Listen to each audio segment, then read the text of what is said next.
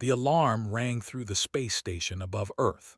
Commander Yang Park ran to the communications room. His boots hit the metal floor with heavy thuds. Something was wrong. The emergency signal only went off for the most serious problems. "What do we have?" Yang asked as he entered the room. A young officer turned to face him. "Sir, we're receiving a transmission from outside our solar system. It's not in any language we know." Yang moved closer to the screens. Strange sounds filled the room.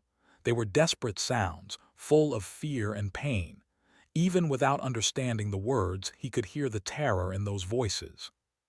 "Get Doctor up here now," Yang ordered. Within minutes, Dr. Bora rushed into the room. She was the best language expert on Earth. If anyone could understand this message, it was her. She sat down at the computer and began working. Her fingers flew across the keyboard as she analyzed the sounds. Hours passed. Yang brought her coffee and food, but Bora barely looked up from her work. The strange sounds played over and over. Finally, as the sun rose over Earth below them, Bora sat back in her chair. "I've got it," she said quietly. "Commander, you need to hear this." Yang leaned forward as Bora played the translated message.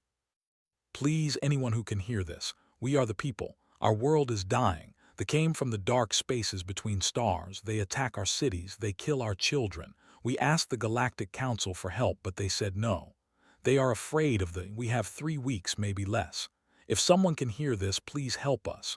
We are not warriors. We do not know how to fight, please." The message ended. Silence filled the room. Yang felt his jaw tighten. How many are there? "According to their data, about 4 billion on their home planet," Bora answered. "And these, what do we know?" Bora pulled up more information. "From what I can gather from their message, they are a predator species. They attack other worlds and take everything. They say there are 80,000 soldiers on their planet right now." Yang walked to the window. Below him, Earth turned slowly, beautiful and blue, peaceful. But humanity remembered when Earth was not peaceful. They remembered wars and suffering. They remembered what it meant to ask for help and receive none. "Contact Captain Lee," Yang said. "Tell him to prepare the Indomitable for departure. Then call an emergency meeting of the Defense Council." 6 hours later, Yang stood before the Defense Council.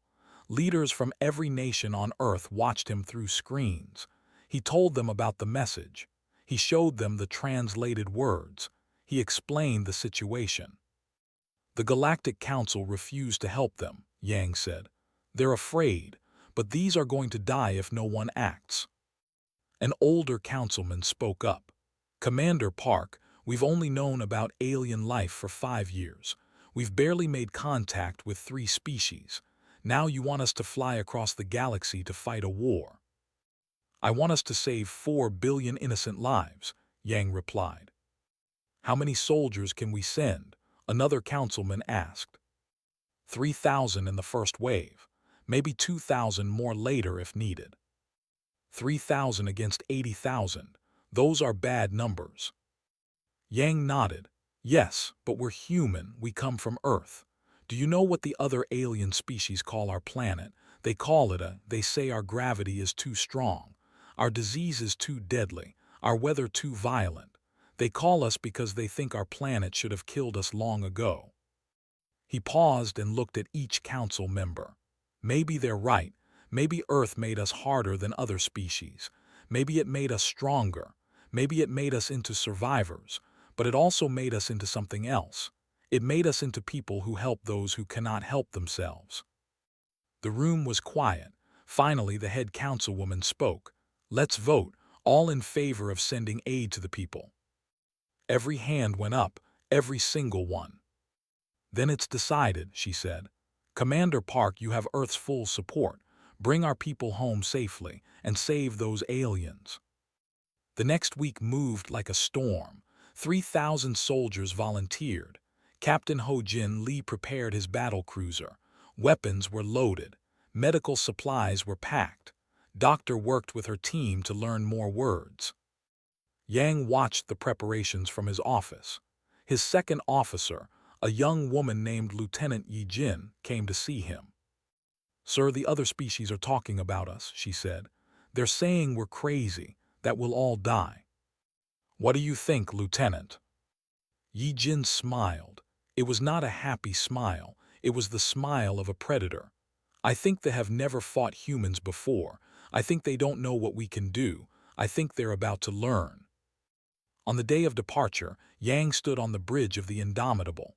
Through the windows, he could see Earth growing smaller. Captain Lee stood beside him. "Course set for the system," Lee said. "Travel time 3 weeks." "The message said they had 3 weeks," Yang replied. "We need to go faster."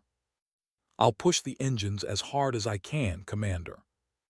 Below decks, 3,000 human soldiers prepared for war. They checked their weapons. They reviewed their training. They thought about the they had never met, about the children who were dying, about the innocent people who needed help. In the medical bay, Doctor recorded a message in the language. "People, this is Dr. Bora of Earth. We received your call for help. We are coming.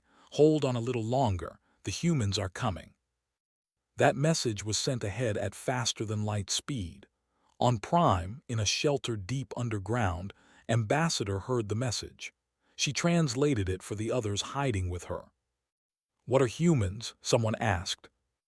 Looked at her data pad. She had found information about Earth in the galactic databases. What she saw made her afraid.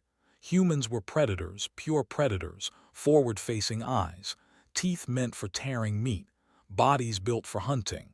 They came from a world that should have killed them. But they were coming to help. "I don't know what they are," said honestly, but they answered when no one else would. Above the planet, warships circled like vultures. Warlord stood on his command ship and laughed. "These humans think they can stop us. 3,000 soldiers. We will crush them. We will make them watch as we finish these weak. Then we will find there and take it too." His officers cheered. None of them had fought humans before. None of them knew what was coming. In the dark of space, the Indomitable flew faster than it was designed to fly. Its engines burned hot. Inside, 3,000 humans prepared for battle. They were scared. They were nervous, but they were ready. They were, and protect the innocent. The Indomitable dropped out of faster-than-light travel at the edge of the system. Captain Ho-Jin Lee stood on the bridge and looked at the screens. What he saw made his blood boil. Prime was burning. From space, he could see fires covering the planet's surface. Ships circled above, firing down at the cities below. Smaller fighters chased fleeing transport ships. "Get me a count," Lee ordered. 40 warships, sir. Maybe 200 fighters, and, sir, there are debris fields, dead ships, thousands of them." Lee's hands gripped his chair. "Send our fighter squadrons. Tell them to protect any fleeing ships, and get me Commander Park." On the planet's surface, Lieutenant Yi Jin and her platoon of 40 Marines made the first landing. Their dropship came down fast and hard in the middle of a burning forest. The back ramp opened, and they ran out with weapons ready. The first thing Yi Jin noticed was the smell, smoke and something else, something wrong, death. She had smelled it before in training simulations, but this was real. "Spread out," she ordered. "Check for survivors." Her Marines moved through the burning trees. Then they heard it. Crying, screaming. Somewhere ahead, people were in trouble. Yi Jin ran toward the sounds. She broke through the trees and stopped. In a clearing ahead, maybe 300 civilians were trying to escape. They looked like deer from Earth, walking on 2 legs. They had soft fur and big, frightened eyes.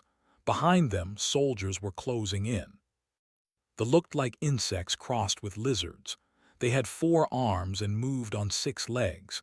Their armor was dark and covered with spikes. They carried energy weapons that glowed red. "Contact front," Yi Jin said into her radio. "Civilians in danger, engaging enemy." She raised her rifle and fired. The bullet hit a soldier in the chest. The creature fell. The other turned in surprise. They had never heard gunfire before. In this advanced galaxy, most species used energy weapons, but humans still loved their kinetic weapons. Bullets were simple, reliable, and deadly. Yi Jin's Marines opened fire. The forest filled with the sound of human weapons. They tried to return fire, but they were confused. Their shields were designed to stop energy weapons, not solid projectiles. Bullets punched right through their defenses. "Push forward," Yi Jin shouted. "Protect those civilians." The Marines moved like they had trained for years. They covered each other. They aimed carefully. They didn't waste bullets. Within minutes, 20 lay dead. The rest ran. Yi Jin approached the civilians. They cowered away from her. She realized why. To them, she must look terrifying, forward-facing eyes, a predator's face, weapons that killed with sound and fury. She slowly removed her helmet. "It's okay," she said, hopping. They had translation devices. "We're here to help. We're human, from Earth." One, braver than the others, stepped forward. She wore simple clothes stained with dirt and blood. You came. You're real." "We're real," Yi Jin said, "and we're going to get you somewhere safe." They started crying. Then others joined in. They cried with relief, with hope. Some reached out to touch the Marines as if checking that they were truly there. Sergeant Sung approached Yi Jin. He was carrying a large pack full of explosives. "Lieutenant, we've got movement, a lot of it. I'd say 800 heading this way." 800? Yi Jin looked at her 40 Marines. "Everyone, we're going to fall back to that ridge, set up defensive positions. Sung, I have a job for you." "I already know, ma'am," he said with a grin. "You want me to give these bugs a warm welcome." While the Marines helped the civilians to safety, Sung and his demolition team worked. They placed charges along the forest path. They set up tripwires and proximity mines, old-fashioned earth explosives that the advanced wouldn't expect. At the ridge called Broken Ridge by locals, Yi Jin set up her defense. 40 humans against 800. The odds were bad, but she had been in bad odds before during training. "Remember your training," she told her Marines. "Controlled fire, make every shot count. We hold this ridge until transport arrives for these civilians." They came like a wave. They moved fast, their 6 legs carrying them quickly through the forest.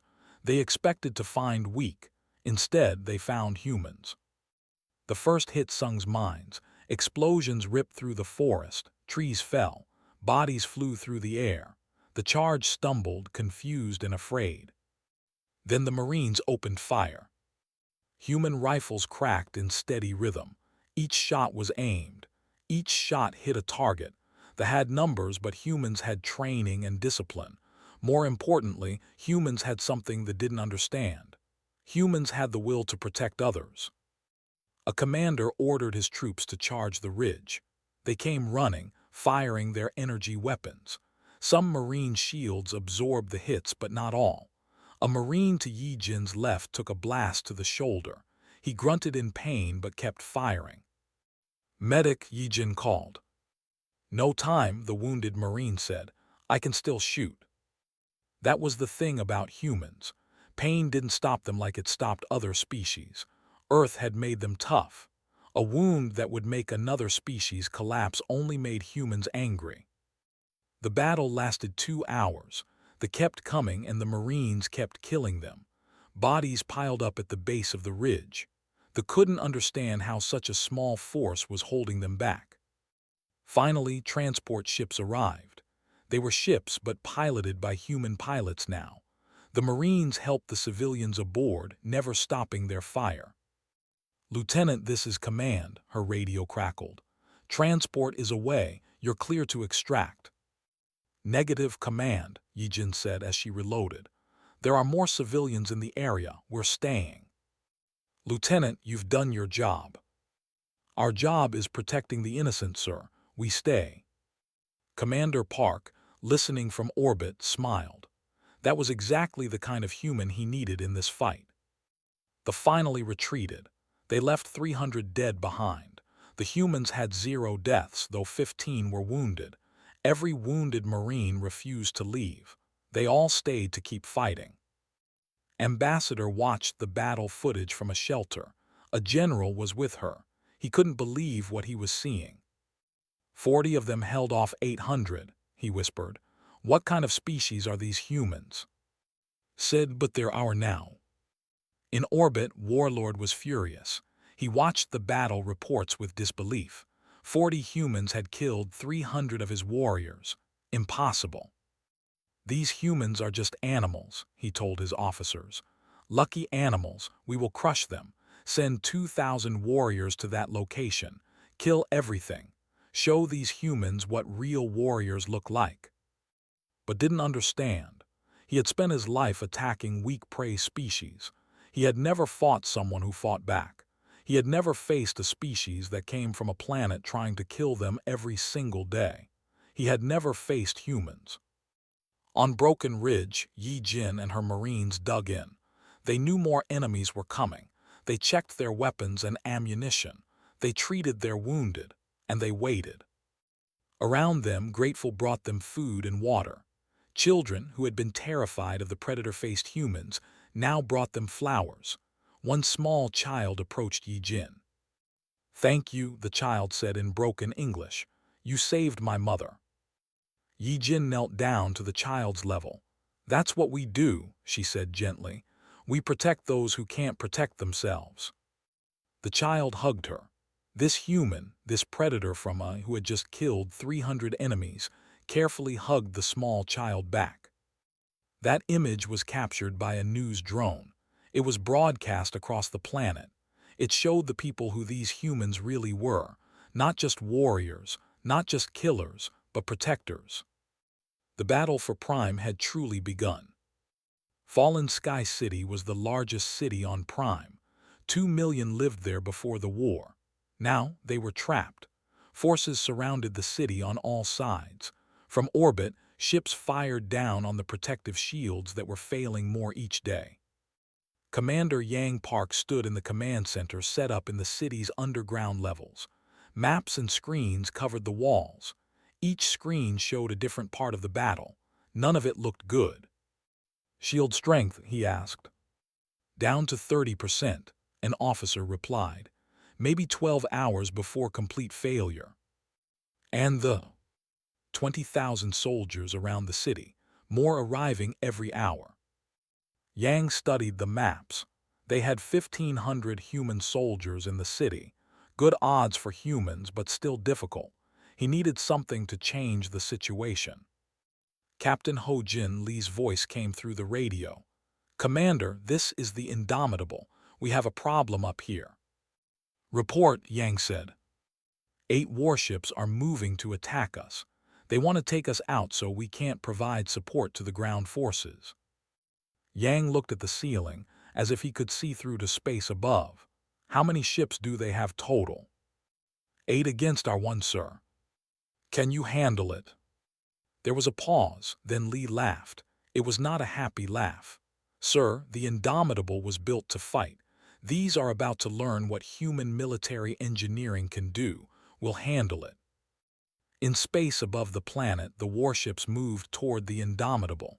They were larger ships, built for power. Their commander thought one human ship would be easy prey. Captain Lee stood on his bridge and smiled. All crew, this is the captain. Battle stations. Let's show them why you don't mess with Earth. The fired first. Energy beams and missiles flew toward the Indomitable. Lee's ship twisted and turned, moving in ways they didn't expect. Human ships were built different.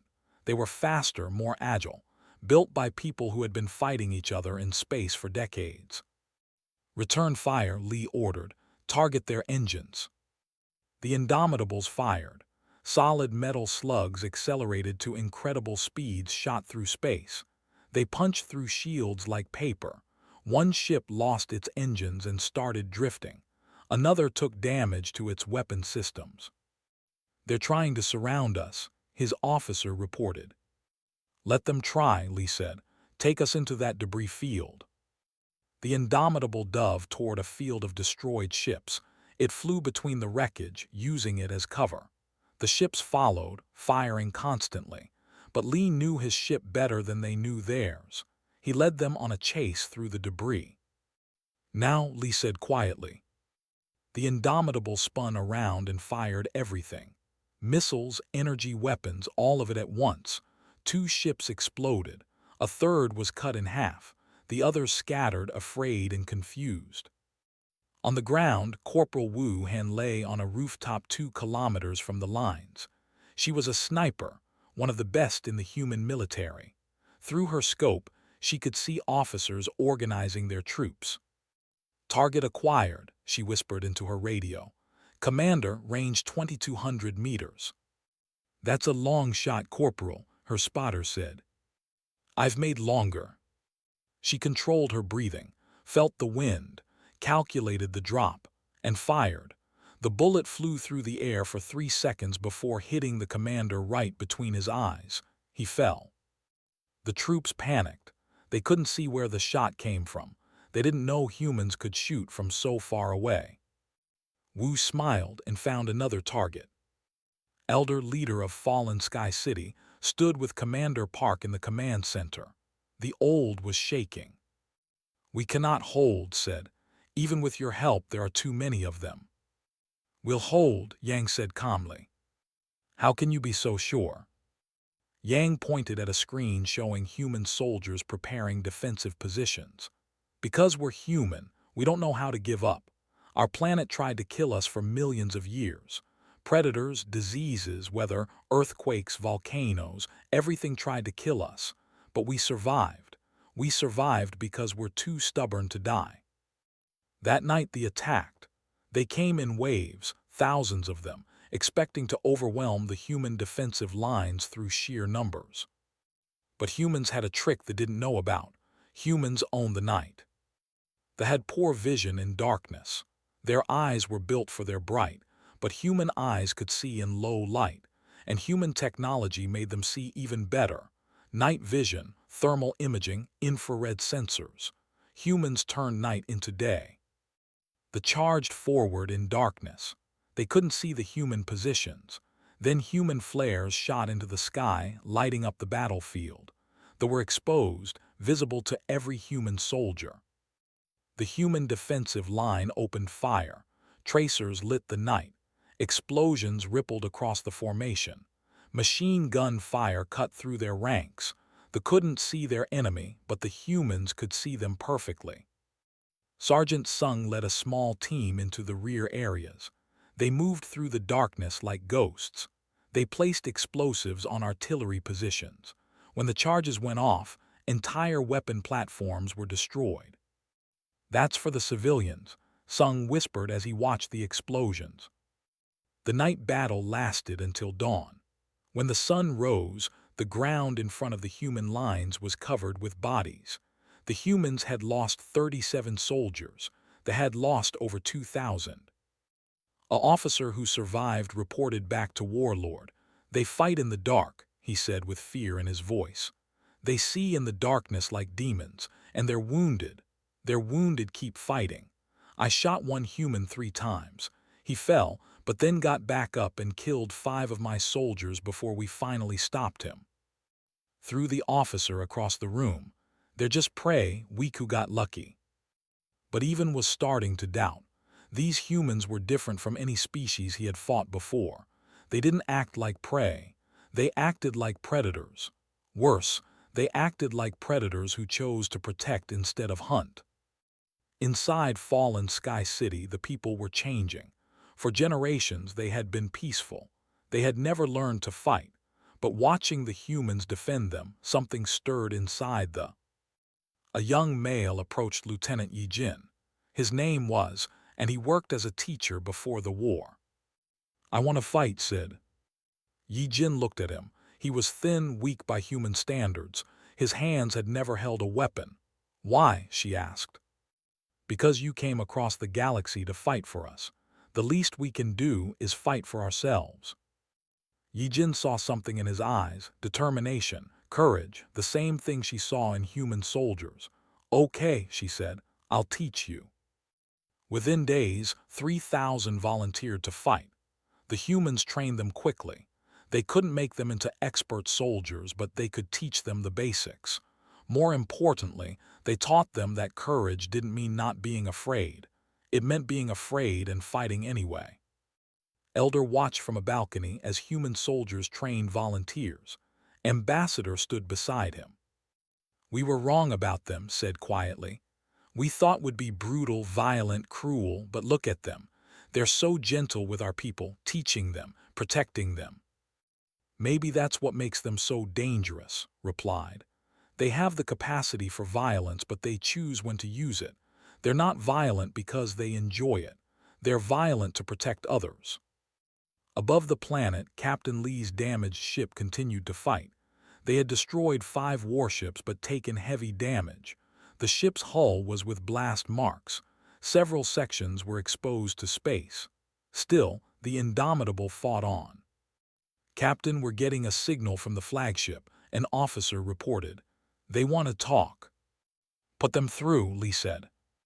A face appeared on screen. It was Warlord. "Human Captain, you have fought well, but you cannot win. Leave this planet and we will let you go. Stay and you will die." Lee smiled. "I have a better idea. You leave and we'll let you live." His face twisted with rage. "You dare." "I dare," Lee interrupted. "Because I'm human, because these asked for help, and because we don't abandon people who need us. So here's what's going to happen. You're going to take your ships and run. If you don't, I'm going to destroy every single one of them. And then we're going to come down there and kick your people off this planet." "You're one ship." "One human ship," Lee corrected. "That's all we need." Ended the transmission in fury, but his officers saw something in the human captain's eyes. Certainty, confidence. Not the confidence of someone bluffing, but the confidence of someone who knew he would win. In the command center on the ground, Commander Park received a message from Elder. The old leader wanted to broadcast something to all of Prime. "What is it?" Yang asked. Handed him a data pad. It was a speech. Yang read it and nodded. "Yes, broadcast it. Let your people hear." That night, Elder's voice went out across every remaining communication channel on the planet. Every who could hear listened. "My people," said, "I am old. I have lived through peaceful times and now through war. I have seen the best and worst of our species. Today I have also seen the best of another species. The humans came when no one else would. They fight when others would run. They die so that we may live. Some of you are afraid of them. I was too, but I was wrong. The humans are not here to conquer us. They are here to save us. And tomorrow we will stand with them. We will fight beside them. Because they showed us that being civilized doesn't mean being weak. It means protecting those who cannot protect themselves. They think we are easy prey. Tomorrow, we show them that the prey has learned to bite back." The morning sun rose over Prime, and with it came hope. 2 Earth transport ships dropped out of faster-than-light travel above the planet. They carried 2,000 more human soldiers, medical supplies, and advanced weapons. Major Nam stepped off the transport ship and breathed the alien air. He commanded the air cavalry, pilots who flew attack helicopters and fighter craft. Behind him, his pilots prepared their machines for battle. "Major Nam reporting, Commander," he said to Yang over the radio. "Good to have you, Major. How fast can you get your birds in the air?" "Give me 30 minutes, sir." "You have 20. Smiled, "Yes, sir." In the sky above fallen Sky City, the first human helicopters rose. They had never seen anything like them. These aircraft could hover, spin, dive, and turn in ways that seemed impossible, and they were armed with weapons that made the ground shake. Led his squadron toward the artillery positions. Through his helmet display, he could see the targets, large guns that had been bombarding the city for days. "All units weapons free," he ordered. The helicopters opened fire. Missiles streaked toward the ground. Machine guns roared. The artillery positions exploded in balls of fire. Soldiers on the ground fired back, but the helicopters moved too fast, too unpredictably. In 1 hour, air cavalry destroyed 40 artillery positions. The bombardment of fallen Sky City stopped. The citizens looked up in wonder as human aircraft dominated the sky. In her laboratory, Dr. Bora worked with scientists. They were trying to create new weapons by combining human and technology. They had advanced energy systems, but lacked the practical weapon designs. Humans had brilliant weapon designs, but their energy systems were less advanced. What if we take your energy matrix and combine it with our design? Bora suggested. The scientist, a female named, looked at the plans. It might work. The energy discharge could propel the projectile much faster than chemical explosives. They worked through the night. By morning, they had a prototype. It was a rifle that used energy to fire human-designed bullets at twice the normal speed. They called it the hybrid striker. "We need to test it," said. "I know just the person," Bora replied. Lieutenant Yijin held the new weapon and felt its weight. It was lighter than her normal rifle, but felt solid and well-made. She aimed at a target 100 meters away and fired. The bullet hit so hard that the target exploded. "I like it," Yijin said with a grin. Within a week, production began. The Inhumans working together created 5,000 hybrid strikers.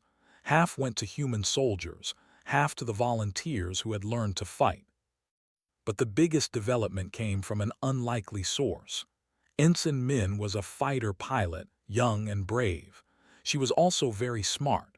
She looked at the tactical situation and saw a problem. "The mothership in orbit is coordinating all their forces," she told Major. "If we destroy it, their ground troops will lose command and control." "We've tried," said.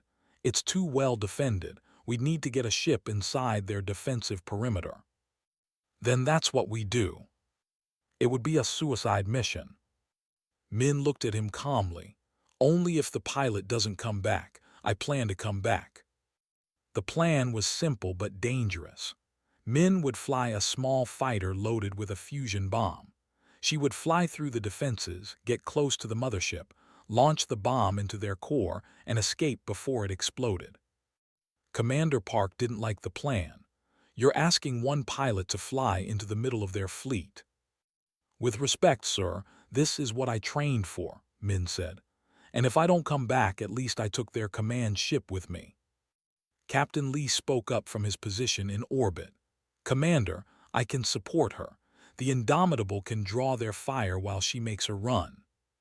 Yang looked at both of them. Finally, he nodded. "Approved, but Ensign, you better come back." "Yes, sir, I promise." The attack happened at dawn. Captain Lee's Indomitable came in, firing everything it had. The fleet turned to face this threat, just as planned. While they were distracted, Min's fighter launched from a different angle. She flew her fighter like it was part of her body, twisting, turning, dodging enemy fire. Missiles chased her, but she outmaneuvered them. Energy beams tried to track her, but she was too fast. "Almost there," she said to herself, gripping the controls. A fighter appeared in front of her. She didn't hesitate. She fired her guns and flew through the explosion. Her fighter took damage but kept flying. The mothership loomed ahead. It was massive, 5 times larger than the Indomitable. Its guns turned toward her small fighter. "Here we go," Min whispered. She dove toward the ship's underside, where the main reactor was located. She launched the fusion bomb at point-blank range, then pulled up hard. Her fighter groaned under the stress. Red warning lights filled her cockpit. "Come on, baby. Just a little more," she urged her damaged fighter. The fusion bomb penetrated the mothership's hull and detonated inside the reactor. The explosion was massive. The entire mothership tore apart from the inside. Debris flew in every direction. Min's fighter was caught in the blast wave. It spun out of control, systems failing. Through her spinning vision, she saw a ship approaching. It was the Indomitable. "Ensign, we have you," Captain Lee's voice said. "A recovery team is coming for you." Min smiled as her fighter was pulled into the Indomitable's landing bay. "Told you I'd come back, sir." On the ground, the forces immediately felt the loss of their command ship. Orders stopped coming. Coordination fell apart. This was the moment Commander Park had been waiting for. "All forces push forward," he ordered. "Break their lines." Human soldiers and volunteers attacked together. The new hybrid strikers proved devastating. The already confused and afraid began to retreat. Then the retreat became a rout. Warlord watched from his command post as his army fell apart. He couldn't believe it. He had 80,000 warriors. The humans had only 5,000. How was he losing? "Warlord, we must retreat," one of his officers said. "No," roared. "If we cannot take this planet, then we destroy it. Prepare the planet killer." The planet killer was a super weapon. It used concentrated energy to crack a planet's crust, causing massive volcanic eruptions that would kill all life. "Sir, that will take time to charge," the officer said. "Then buy me time. Send all remaining forces to attack the city. Kill everything." They made one final desperate attack. Every remaining soldier, every vehicle, every weapon they had left. They came at Fallen Sky City in one massive wave. The humans and were ready. Lieutenant Yi Jin stood on the city walls with her Marines. Beside her stood the teacher-turned-soldier. He held a hybrid striker and looked determined. "Scared?" Yi Jin asked him. "Terrified," admitted, "but I'm done running, we all are." The wave hit the defensive lines. It was brutal close combat. Humans and fought side by side. The humans taught the how to be warriors. Now the showed they had learned well. Sergeant Sung was in the thick of the fighting. A soldier knocked him down and raised a blade to kill him. Before it could strike, shot it. They helped Sung to his feet. "Thanks," Sung said. "We protect each other now," replied. In space, Captain Lee spotted the planet killer weapon charging. It was on the surface, protected by the last defensive positions. "Commander Park, I have bad news," Lee reported. "They're charging a planet killer weapon. It'll be ready to fire in 30 minutes. "Can you destroy it from orbit?" Yang asked. "Not with our current position, but I can land near it and destroy it on the ground." "Captain, the Indomitable isn't designed for planetary landing." "I know, sir, but it's the only way." Lee gave orders to his crew. The Indomitable, damaged and from days of fighting, began its descent. It came down like a meteor, engines screaming. Forces on the ground fired everything they had at it. The ship took hit after hit but kept coming.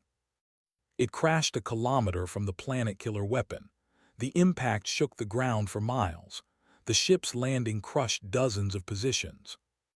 "All crew abandon ship," Lee ordered. "Marines with me. We have a weapon to destroy." Lee led 300 Marines out of the crashed ship. They fought their way toward the planet killer. It was the bloodiest fighting of the entire battle. Hand to hand, close quarters, no mercy from either side. Lee took a blade wound to his side but kept fighting. He reached the planet killer and placed charges on its power core. "Everyone back," he shouted. The Marines ran. The charges exploded. The planet killer shattered, its energy core going critical. The explosion took out the last major position. Warlord saw the explosion and knew he had lost. These humans, these impossible, had defeated him. He tried to run, but Lieutenant Yi Jin was waiting. They fought in the ruins of a command post, was larger, stronger, but Yi Jin was faster, smarter, and far more motivated. She was fighting for innocent lives. He was fighting for conquest. It wasn't even close. When the sun set that day, the battle was over. The forces were destroyed or in retreat. Warlord was dead. Prime was free. In the city square, humans and celebrated together. They cried, they laughed, they hugged each other. Two species, once strangers, now bonded by shared battle and sacrifice. Commander Park stood with Elder and Ambassador. They looked out at the celebrating crowds. "We can never repay you," said. "You don't need to," Yang replied. "You just need to survive, to rebuild, to show the galaxy that kindness and courage still matter. Looked at the human commander. What will you do now? Yang thought about Earth, about home. We go home, but if you need us again, call, we'll come. And he meant it. 3 weeks after the final battle, fallen Sky City was slowly healing. Humans and worked side by side to rebuild what the war had destroyed.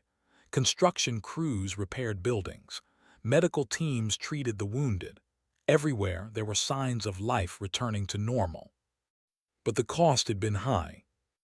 Commander Yang Park stood in a cemetery on a hill overlooking the city. Before him were rows of graves. 347 human soldiers who would never go home to Earth. Next to the human graves were thousands of graves. The price of freedom was written in the earth. Lieutenant Yi Jin stood beside him. She wore a clean uniform now, though scars covered her arms from the fighting. Captain Lee is recovering well, sir. Doctors say he'll make a full recovery. Good, Yang said quietly. He's a hero, they all are. Behind them, citizens approached. They carried flowers. One by one, they placed flowers on the human graves. An old female stopped at one grave and touched it gently. This human saved my grandson, she said in broken English. He died so my family could live. Yi Jin felt tears in her eyes. That's what we do, ma'am, we protect. Far away, in the grand chambers of the Galactic Council, a very different scene was unfolding. Representatives from hundreds of alien species gathered to discuss the human intervention on Prime. Council Chairman Vex, a tall creature, stood at the center. The humans have acted without council approval. They have inserted themselves into a conflict that was not their concern. This is unacceptable. Ambassador stepped forward. She represented the Commonwealth now. With respect, Chairman, it became their concern when we asked for help. You refused us. They did not. The humans are dangerous, another council member said. They are violent by nature. They are protectors by nature, corrected. Yes, they are violent, but they chose violence to save lives, not to take them. There is a difference. They destroyed an entire fleet. They were committing genocide on my people. The humans stopped them. If that is dangerous, then I welcome danger. The council chamber erupted in arguments. Some species agreed with. Others were afraid of humanity's military power. Still others were jealous that humans had succeeded where the council had been too afraid to act. Chairman Vex called for order. Regardless of the outcome, we must address the human presence in galactic affairs. We must establish rules. At that moment, the chamber doors opened. Commander Yang Park entered, wearing his formal military uniform. Behind him walked Captain Lee, still healing but standing tall. Dr. Bora was there too, along with several other human representatives. You wanted to talk to us, Yang said. Here we are. Chairman Vex looked uncomfortable. Commander Park, the council has questions about your actions on Prime. I'm happy to answer them, Yang replied calmly. Why did humanity intervene? You had no alliance with no trade agreements, no strategic interest in their planet, so why? Yang stepped to the center of the chamber. Every species present watched him. You want to know why we fought? I'll tell you. We fought because someone asked for help. We fought because innocent people were dying. We fought because no one else would. But you risked human lives for aliens you didn't know. Yes, and we'd do it again. Why? The chairman sounded genuinely confused. Yang looked around at all the different species. Because that's what being civilized means. It's not about how advanced your technology is. It's not about how many planets you control. It's about what you do when someone weaker than you needs help.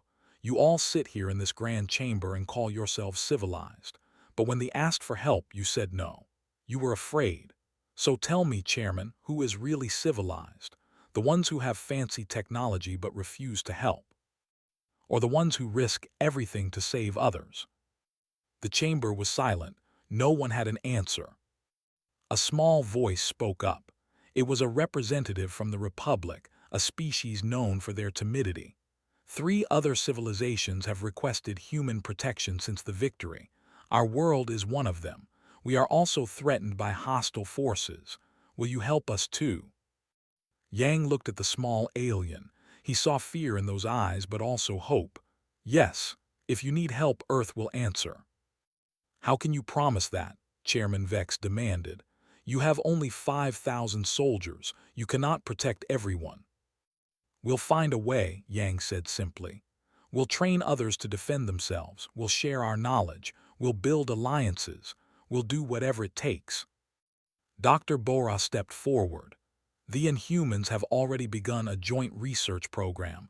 We're sharing technology, teaching each other, building together. This is what cooperation looks like. This is dangerous precedent, another council member said. If we allow humans to act freely, they could become the dominant military power in the galaxy. Captain Lee, who had been silent, finally spoke. His voice was rough from his injuries. We don't want to dominate anyone. We just want to help those who need it. But let me be very clear about something. If you try to stop us from helping innocent people, then yes, we will become a problem for you. We didn't come across the galaxy to fight. We came to save lives. But we will fight anyone who tries to stop us from doing that, even this council. The threat hung in the air.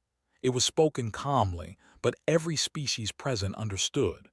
Humans were not aggressive by default, but they would become aggressive if you stood between them and those they protected. Chairman Vex seemed to realize he was in a difficult position. The council will need to discuss this matter further. You do that, Yang said. Meanwhile, we'll be busy actually helping people. The humans left the council chambers. Behind them, the aliens erupted in debate once again. Outside, Ambassador waited. That went well, she said with what might have been a smile. Did it? Yang asked. You made them think. You made them question their own civilization. That's more than anyone has done in centuries. Back on Prime, life continued to return. The volunteers who had learned to fight were now forming their own defense force. The former teacher was training others. He used the lessons the humans had taught him. Remember, he told new recruits, courage isn't about not being afraid. It's about being afraid and doing what's right anyway. The humans taught us that. In a school rebuilt by human and workers together, children learned about the war. They learned about the humans who came to save them. They learned that the scary-looking predators from Earth were actually heroes. One small child raised her hand. Teacher, will the humans stay with us? The teacher, a female who had fought in the war, smiled. No, little one, they have to go home, but they promised they would come back if we need them, and humans keep their promises. At the spaceport, preparations were for the human departure. The soldiers who had survived were loading onto transport ships. They were tired, wounded, changed by what they had experienced. Sergeant Sung said goodbye to. The two had become friends during the war. Stay safe, friend. You too. Thank you for teaching me to fight. You were always a fighter. You just didn't know it yet. Lieutenant Yi Jin was surrounded by children. They all wanted to hug her goodbye. She knelt down and hugged each one carefully.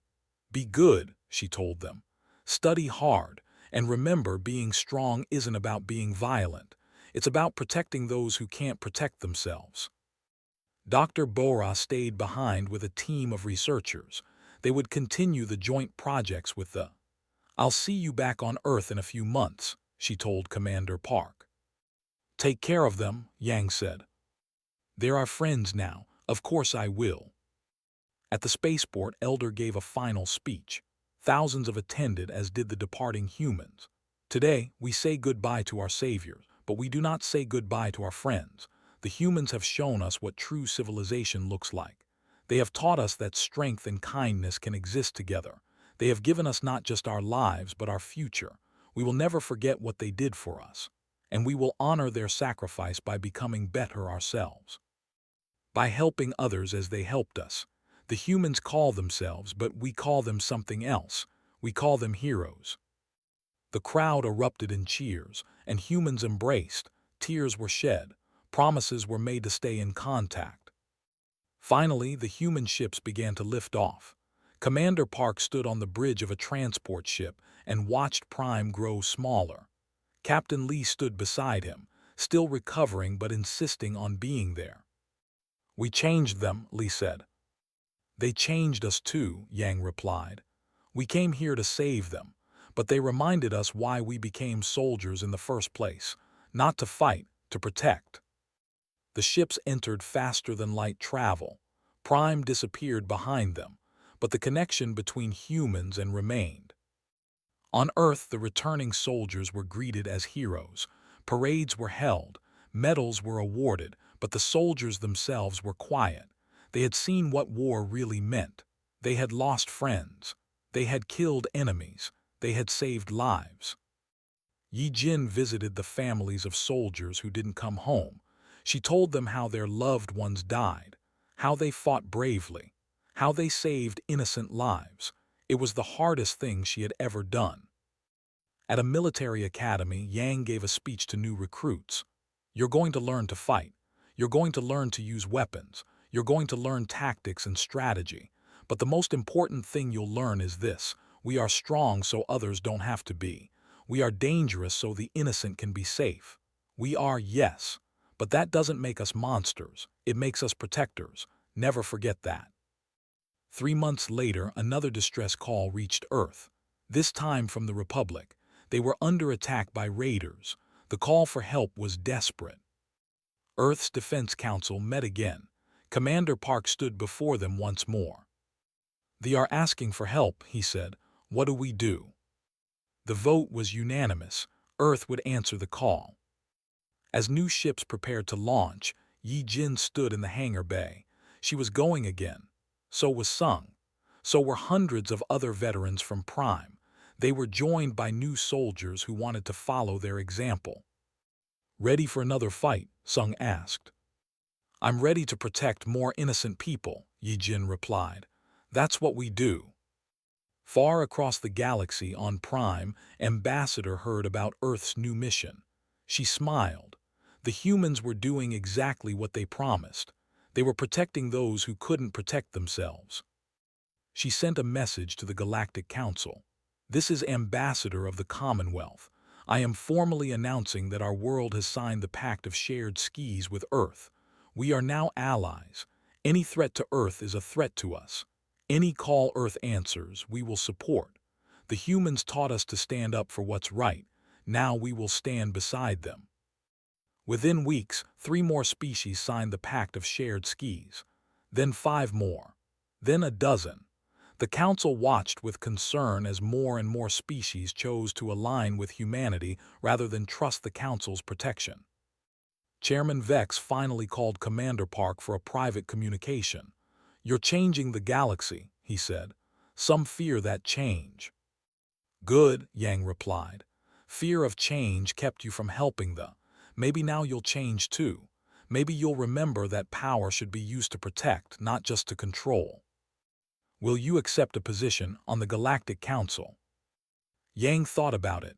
"No, we're not politicians, we're protectors, but we'll work with you when our goals align. When you choose to help instead of hide, we'll stand with you. When you don't, we'll do what's right anyway." The call ended. Yang looked out at Earth from his space station. Beautiful, deadly.